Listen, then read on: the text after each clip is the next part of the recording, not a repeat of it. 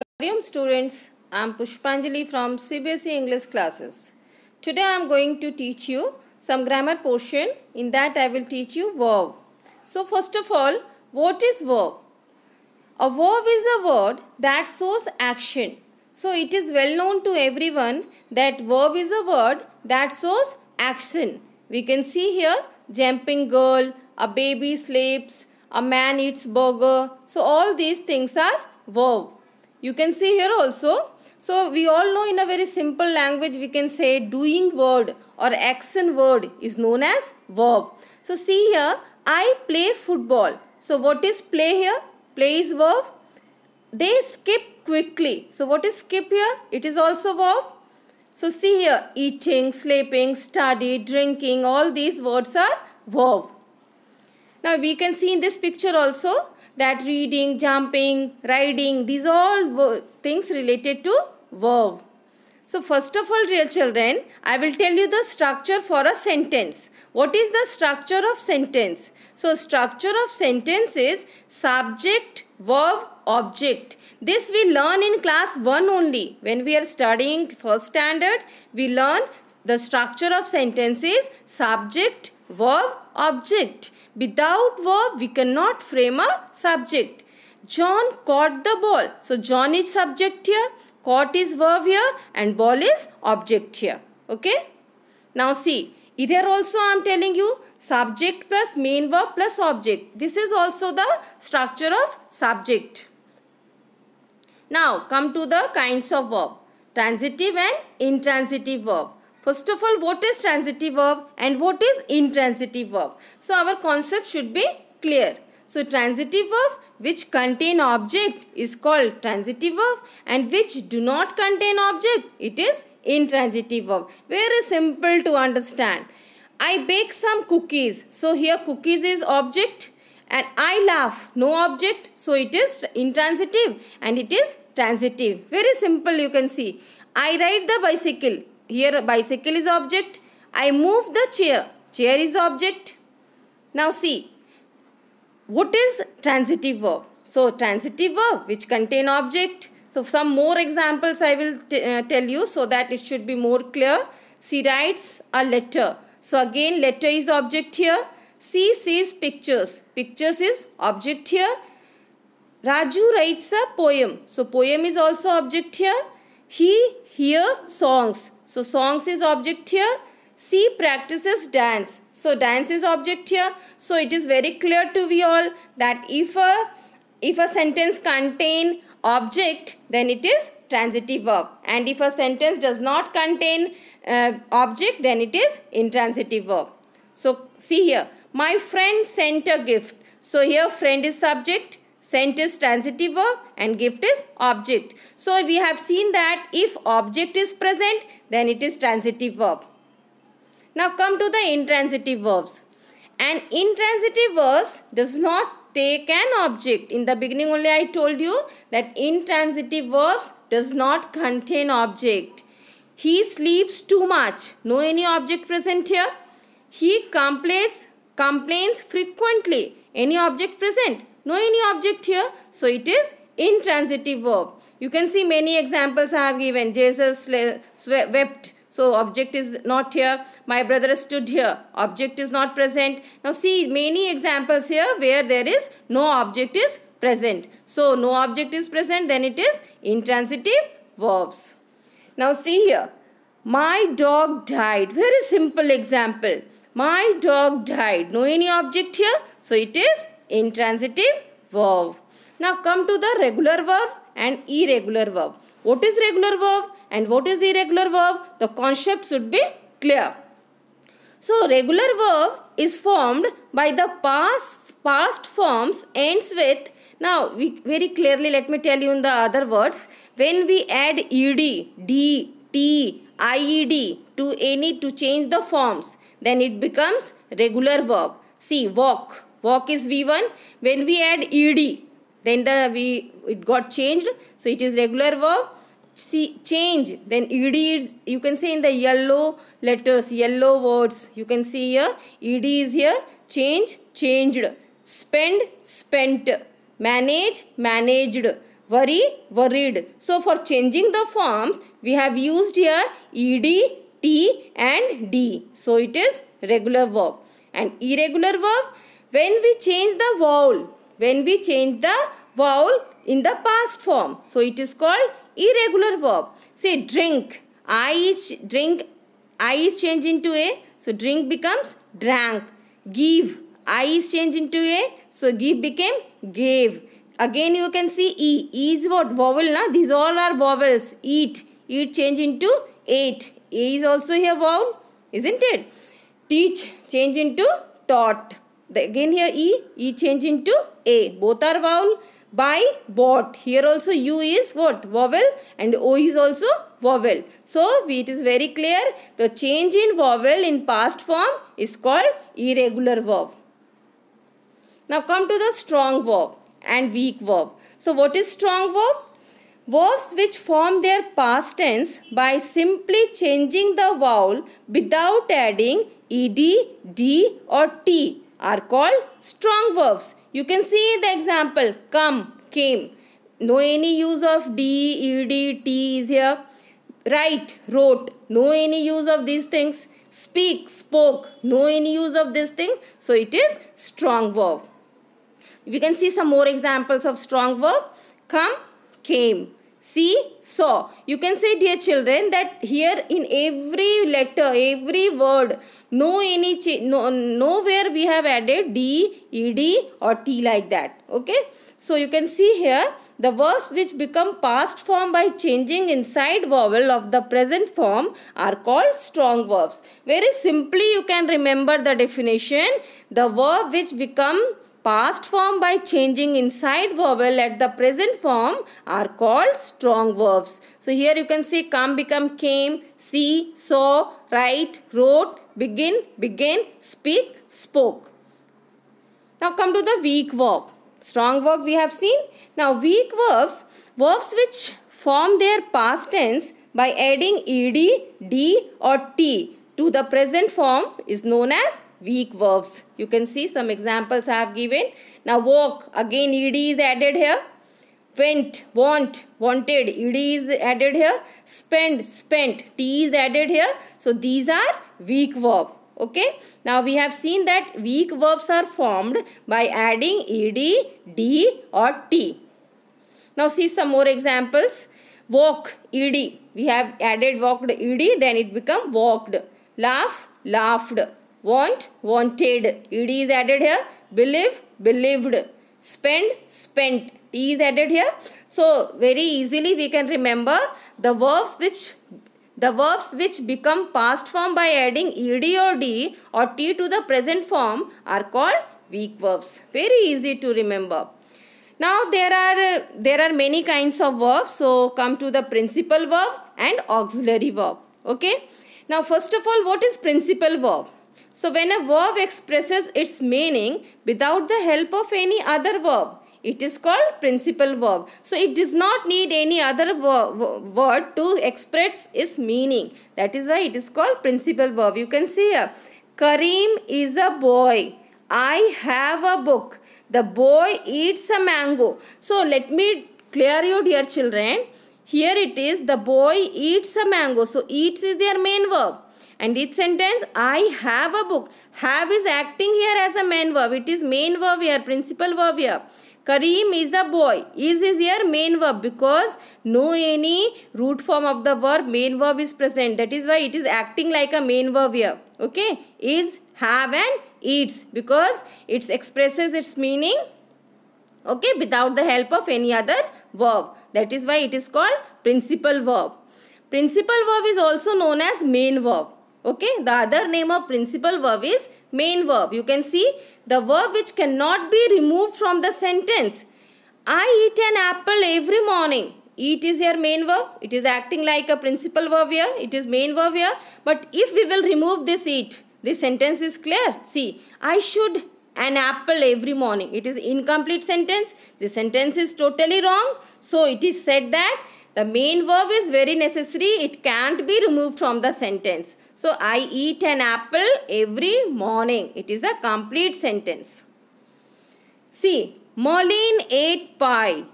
Now, what is here? Merlin ate pie. So, what is ate here? Ate is acting like a main verb in a sentence. So, it is principal verb or main verb, you can see. Come to the helping verb. Helping verb is also known as auxiliary verb. Other name of helping verb is auxiliary verb. So, a helping verb works together with the main verb.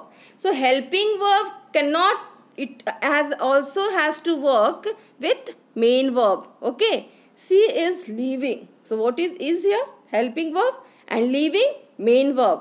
So, it is also very much necessary, very much needed in a sentence. I have finished my work. So, I here subject, have here helping verb, finished main verb.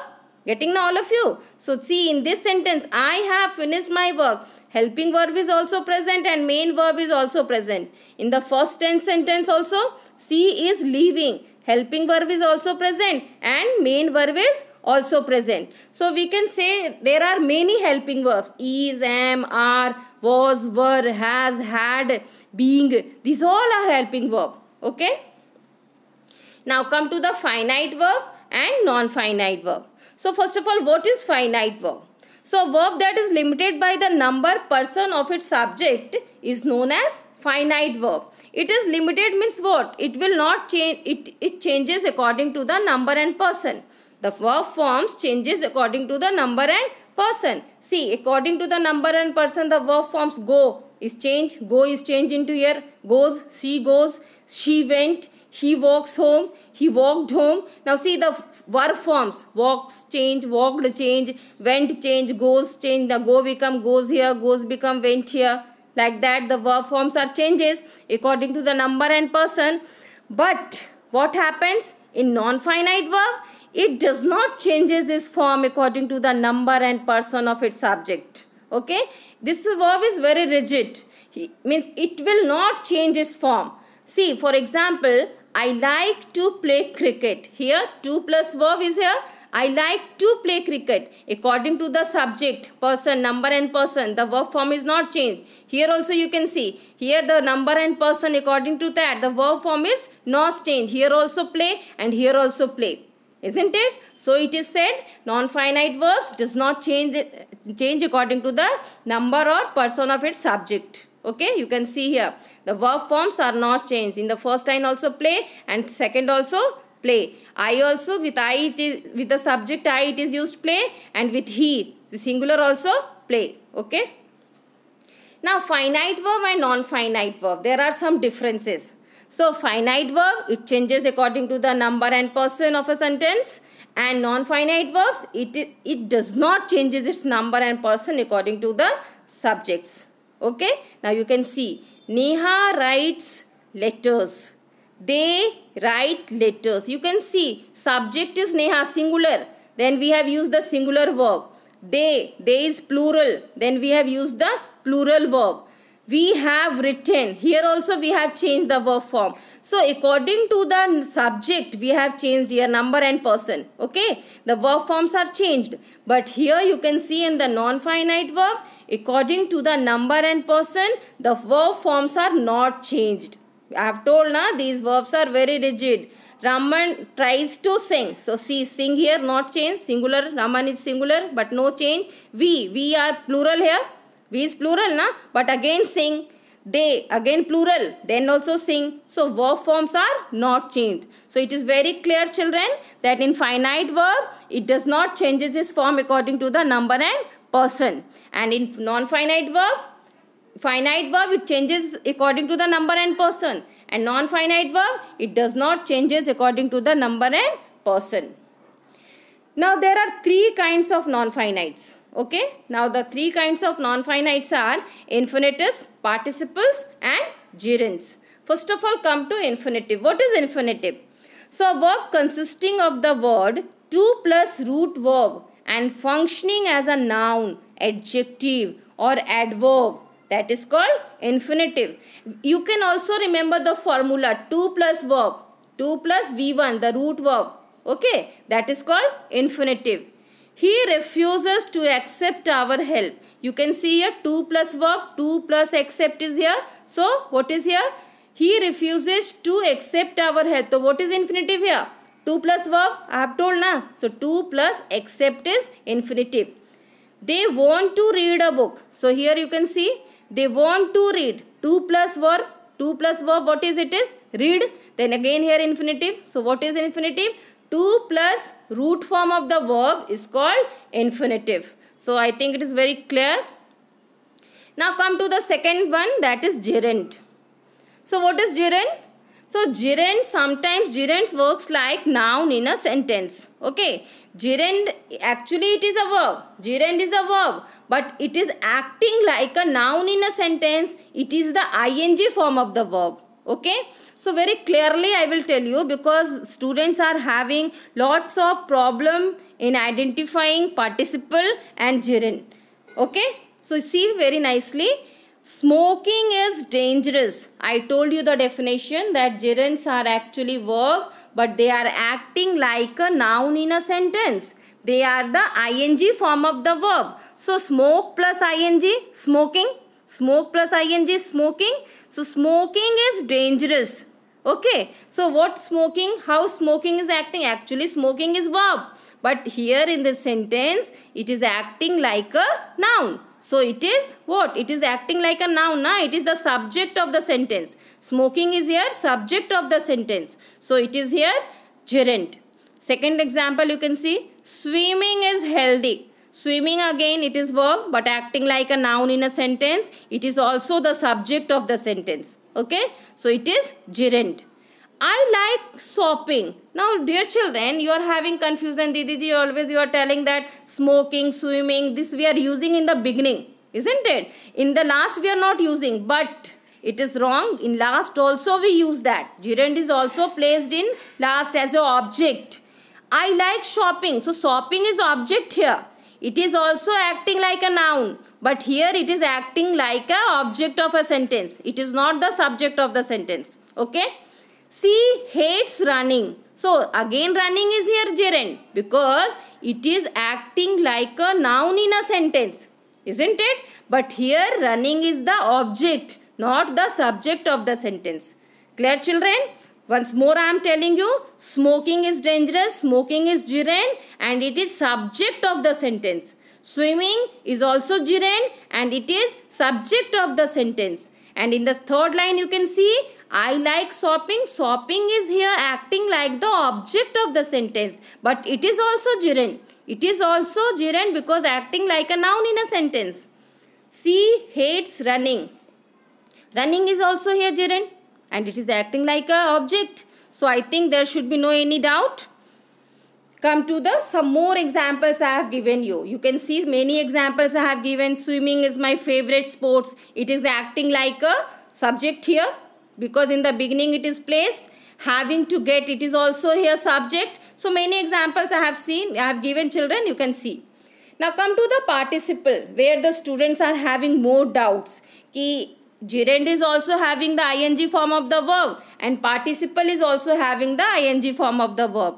But participle and gerund, how we can identify? So I have told that gerund acts like an noun. It's act as a noun in a sentence. But participle here, it's act as a adjective. It acts as an adjective in a sentence. You can see a participle is a word formed from a verb which can be used as an adjective. Okay. So a man is sleeping on the couch. The sleeping man was on the couch, and we all know what is adjective. Adjective is a describing word. It is used to qualify noun and pronoun. Okay. So in this sentence you can see sleeping is used as an adjective and it is the ing form of the verb. And one more thing I want to tell you, dear students, participle is also of three types. Okay. So present participle, past participle and perfect participle. It is very confusing. Here it is very confusing that again present participle, past participle and perfect participle. So one small formula I will tell you. For the present participle, it is the ing form of the verb. Okay. ing form of the verb is called present participle. You can see the present participle is often referred to as the ing form of the verb. Given examples, The sun was shining, so I went for a walk. So here you can see this shining is acting like an adjective in a sentence. So it is what? It is participle. The man speaking English is our English teacher. Here speaking again, it qualifies na. So it is acting like an adjective in a sentence. So it is what? Participle. Very easy to understand. And we all know which participle it is. It is present participle because ing form of the verb is used in this line. Okay. Now come to the past participle. What is past participle? First of all, let me tell you to remember. Always remember that past participle means V3 form of the verb. Okay, always remember. If in a sentence there is a V3 form of the verb and it acts like an adjective, then it is past participle. So see, past participle is a word that is formed from a verb, is used as an adjective or verb tenses, probably ed, d, t, en or n. We all know these things. These are used for V3 form of the verb. Always when V3 form of the verb is used, that is past participle. I have forgotten my lines. So I have forgotten my lines. Forgotten is acting here like an adjective and it is here which form of the verb? V3 form of the verb. So it is past participle. We all know forgot, forget, forgot, forgotten. Okay. He painted skin. Now again V3 form of the verb is used here and it is acting like an adjective. So it is past participle. Very simple, students. Always remember that V3 form of the verb is past participle. Verb plus ing is present participle and come to the what is perfect participle. So perfect participle also having one formula. Having plus past participle. This will always start from having plus past participle means having plus V3. Every sentence which will be started, there will be having plus V3 means having plus participle we have to use. You can see the examples. Now perfect participle is formed by using having before the past participle. It also works as a verb and an adjective. So we know very well that this participle acts as an adjective. But here it is said that it also works as a verb and an adjective. We know that it is a verb. It is a verb but it is acting like an adjective. So see here. Having reached home, she went straight to her mother. So having plus V3. I have told the formula na. Having plus V3, that is perfect participle. So having reached home, she went straight to his mother. So again, if the sentence starts from having, after that V3 means participle, then this sentence is perfect participle. Okay, any doubt here? Having read it gave it to me. Now again having plus read. All the three forms are same. So no any confusion should be there. So at last I want to conclude that what is the difference, that in the present participle, verb plus ing, past participle, V3 form of the verb and perfect participle having plus V3. So if you will remember this, there will be no any more doubts. I think you all have understood this very nicely. Thank you children. If you understood it very nicely, then please like and subscribe my channel. Thank you so much.